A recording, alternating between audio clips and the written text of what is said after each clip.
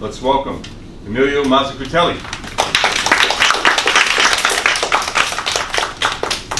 Thank you, Mr. Toastmaster. There's nothing worse than wanting to escape your own self. When you want to escape your own mind or body, it's like there's nowhere to run. Sounds crazy? Absolutely. But I'm talking about because I've been there, and I know how it feels. I know mental health can be a tough, taboo topic, but I'm talking about anxiety and panic attacks led by anxiety. People who have not gone through this may not fully understand what it means, because they answer things like, oh, I'm also nervous, but I still manage to do my own life and keep on with my life and do my things and go to work. That answer reveals that they don't know what they're saying, because when you have these kind of conditions, it's like you cannot function mentally. Something stops you. But what is anxiety anyway? Anxiety is like nervous arousal, like an imminent feeling of danger or something negative outcome. It's like a wave of energy crossing your body. That's about it. The rest is just perception. Now it may feel like waves in the ocean, the waves that go up and down. Those waves can toss you around, and leads to panic, of course. Or you can learn how to surf. Today I hope you can learn how to surf with me. When these peaks get off hands, that feels like a panic attack. Anxiety can be experienced as a 5 to 6 out of 10, and panic is like 8 out of 9, let's say. Anxiety can manifest in palpitations, pounding heart, sweating, shortness of breath, like in my case. You feel like you cannot breathe for some reason. But it's all a perception. It's not really happening. I recommend you see a doctor first, of course. Like I did. I saw a doctor and ruled out the heart, the lungs, the liver, the brain. And then when you know that everything is out, you can fully dedicate to get rid of the bats in the attic. Now, anxiety can feel, and panic attacks can feel like the worst feeling, because you never felt so alone before. Because it's like nobody can help you. You go to a doctor and they say, well, you're fine. You just got to work on that. So you got to do it yourself. But there's a chance, I think. It's not a bad thing. You feel alone, but it's when you got to say, nobody can help me, now I got to do this. So I think it's a good thing, because it's a challenge where you got to see what you got to get there for yourself. What can you do for yourself, actually? When you go to a doctor and they cannot do nothing, just to give you a pill maybe, I chose not to take it, because I know that I have in my essence things that can produce the solution myself. So I just chose not to take it. But they label you with a condition, and if you label yourself with a condition, it's like soon that it's part of who you are, and if it's part of who you are, you cannot get rid of it. It's part of who you are. So these are 4 steps that I brought today.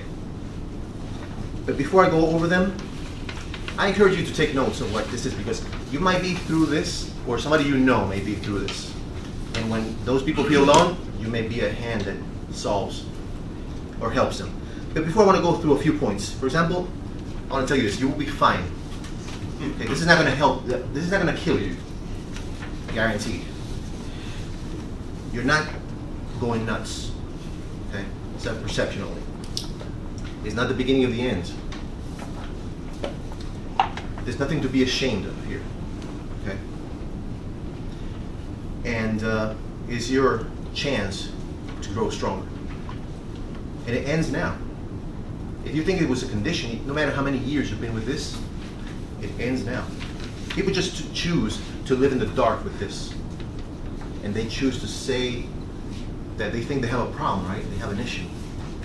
It's not. It's just a simple condition, because anxiety is just energy flowing through your body, that's all. It's like a defensive mechanism that went wild and you perceive it in the wrong way. It takes 4 steps only, and I didn't make these up.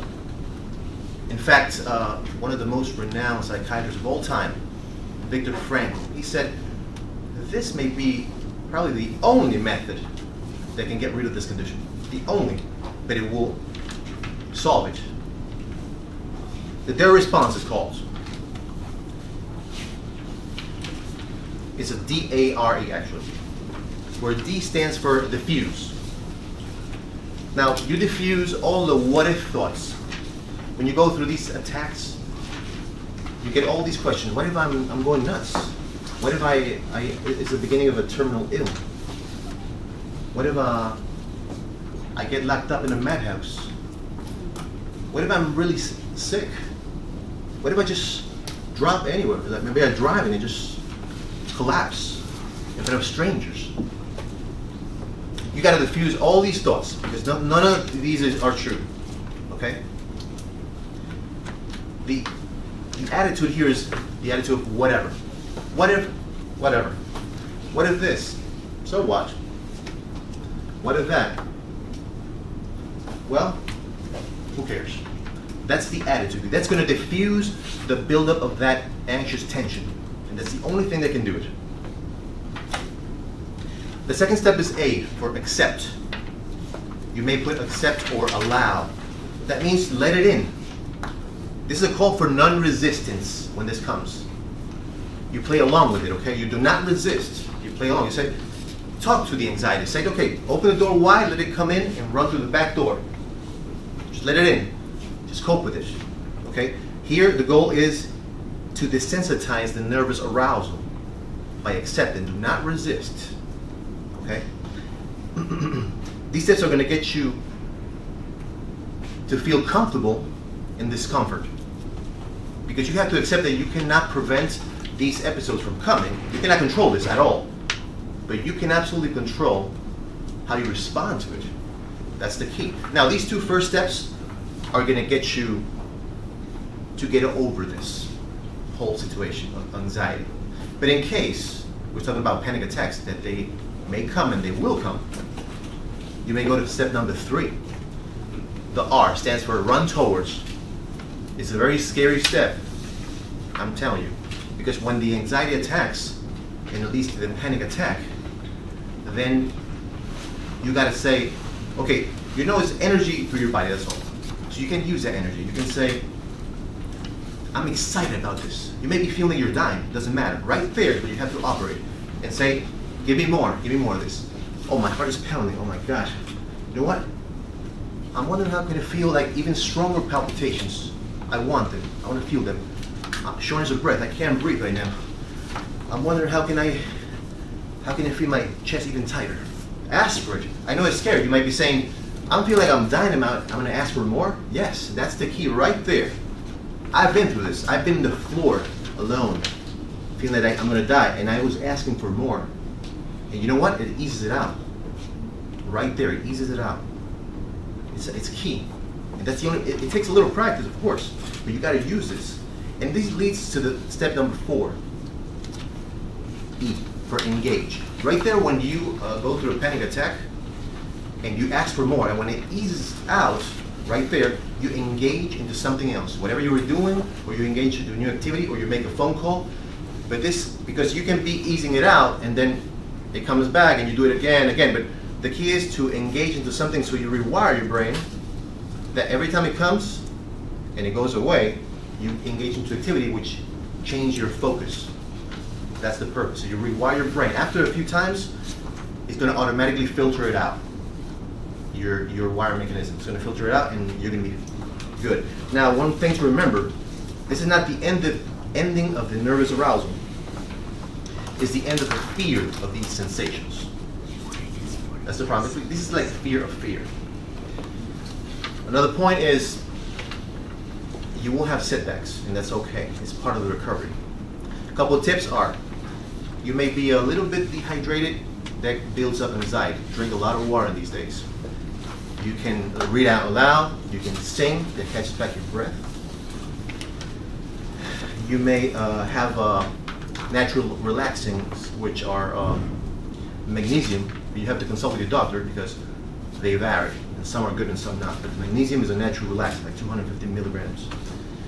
And no coffee, no alcohol, no sugar. Thank you very much. And if you have any questions, I would love to answer them.